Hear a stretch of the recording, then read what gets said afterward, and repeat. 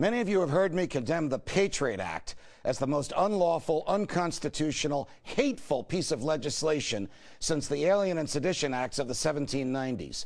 The Patriot Act criminalizes free speech, permits federal agents to break into your home without notice for 18 months, and in a new law allows federal agents to write their own search warrants, bypassing the requirements of the Fourth Amendment to the Constitution that says only judges may issue search warrants and only upon a showing of probable cause of crime.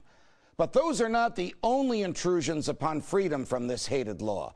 The Patriot Act permits the feds to track and monitor legitimate movement of cash and wealth throughout the banking system, also without judicially authorized warrants, on a scale never seen before. And all of these losses of freedom that are guaranteed by the Constitution are supposed to be keeping us safe from terrorism. Have they kept us safe?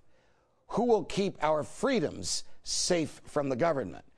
Here to discuss all this is James Bovard, policy advisor to the Future of Freedom Foundation and author of Attention Deficit Democracy. James, welcome back to Freedom Watch. Hey, thanks for having me back on. What parts of the Patriot Act have gotten less attention than the ones that you and I have talked about before and a lot of people can understand, like sneak and peek and self-written search warrants? What does the Patriot Act let the federal government do to the ordinary, legitimate, lawful movement of cash and instruments throughout the monetary system? Well, there's a lot of expansions of financial surveillance in the Patriot Act and a lot of new seizure powers. This is something the feds were kind of waiting for. They tried to get some of these powers under the Clinton administration, but the GOP Congress said no. But after 9/11, they had these bills sitting on the shelf, and they ran them through Congress. And because of that, it's made it a lot easier for the government to seize your financial information. And if government catches you traveling with more money than the government thinks you should have, government can confiscate that under a new law called bulk cash smuggling. The government can confiscate cash from you, that is, steal it from you, without having to prove that you possessed it illegally or failed to report it, without having to satisfy a judge and jury to a moral certainty and beyond a reasonable doubt, which was always the standard. It can still get your cash. Right. With the new bulk cash smuggling, if someone's carrying more than $10,000 in or out of the country and doesn't notify the federal government, then the government can seize that money, no ifs, ands, or buts. Can you get that cash back? I mean, if I come over from Italy and I happen to have $10,000 in my pocket and I fail to report it and the feds seize it, is it the federal property forever, or do I get it back after jumping through some hoops? Well, you know, part of what was so evil about the Patriot Act was it simply assumed by definition that if you have that money and you fail to notify the government, you're a bad guy. I mean, it doesn't make any sense to make a blanket indictment of everybody who travels with cash, but this is what the Patriot Act did. Meaning it switches what lawyers call the burden of proof. For 230 years, the obligation of proving the case belonged to the government. The government would have to prove that I broke the law, and therefore it could seize the proceeds of that law breaking. Under the Patriot Act, I have to prove that I did not break the law in order to get back what was lawfully mine. Well, and not only that, but the standard of which you'd have to prove, the thing you'd have to prove is either one, that was less than $10,000, or two, that you didn't notify the government, because otherwise you are assumed to be an evil person simply because you have money that you did not tell the government about. Even if that money was lawfully mine, lawfully earned, lawfully taken out of a valid bank account that the government knew about, insured by the FDIC, they could still take it from me. Right. This was put in the law to overturn a 1998 Supreme Court case in which there was a case almost paralleling exactly what you said. There was a Syrian guy who was traveling abroad.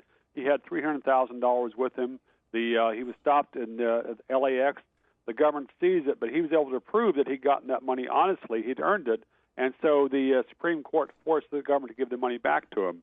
This is something which outraged the Treasury Department and the Customs Service. So those folks were pushing to have that ruling overturned. And thanks to the Patriot Act, it doesn't require any evidence that you did anything wrong, except that you didn't tell the government what you had with you. So somebody comes up to you with a gun and says, hand over the $10,000. If they don't have a badge, it's a crime. if they do have a badge, it's not service. a crime. It's a public service and it's public property. What is the government looking for? I mean, when the government wants to follow the movement, money is what they're looking for. Go ahead. I mean, money is what the government's looking for, and politicians and the bureaucrats were looking for any pretext to seize the money. I mean, there was, of course, in the Patriot Act, there was talk about the danger of terrorism and drug trafficking, racketeering, and tax evasion. We already have shelves of statutes to cover those types of crimes. There was no need to add a new crime to the statute book that allows government to seize your money even when the government cannot even allege that you had any wrongdoing. We're chatting with James Bovard from the Future of Freedom Foundation.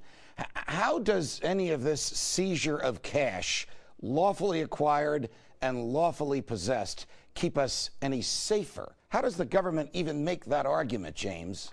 Well, there were a lot of strange arguments made at the time of the Patriot Act, and since then there were Treasury Department officials that talked about money that kills. They were basically trying to make make people think that if the government did not have boundless power over everybody's money, it's all going to end up in the terrorist bank account. Well, this has not been the case before. It's not the case now, and it was just a typical fear-mongering, which they've tried to do to try to make people think that there's nothing more dangerous than their own freedom. Can the government point to a single case of likely terrorist activity which it stopped as a result of its unlawful following, unlawful tracking, and unlawful seizure of lawfully owned and possessed cash? Not that I'm aware of. As far as this bulk cash smuggling, something that the Treasury Department was doing in the first few years after the law was passed, it would put out announcements of how much money they'd seize from people traveling to the Middle East. And we were supposed to assume that anybody who was traveling to Jordan or Saudi Arabia or Syria should have been presumed to be a terrorist because they had money. Wait a minute. I thought that racial profiling was against the Constitution and against at least 3 or 4 civil rights acts. The federal government racially profiles, James? Well, it wasn't racial profiling because because this involved people who were traveling to nations which had terrorists in the past. All right. So the government assumes that someone going to or coming from those nations, even if it's James Bovard or Bill O'Reilly or Andrew Napolitano or some lawful, law-abiding citizen who returns with cash, must be up to no good. And if we seize it, we can add to the federal treasury and tell everybody else we kept them safe. Right. And, there are so many different levels of deceit and hypocrisy here. Most of the money seized, I think, has been outgoing, people traveling to these areas. And it doesn't make any sense to assume that some of the terrorist groups there would need to get money from the U.S. when there's a whole lot more money floating around in the Middle East for those kind of purposes. James Bovard, thanks for joining us on Freedom Watch. Thanks for having me on.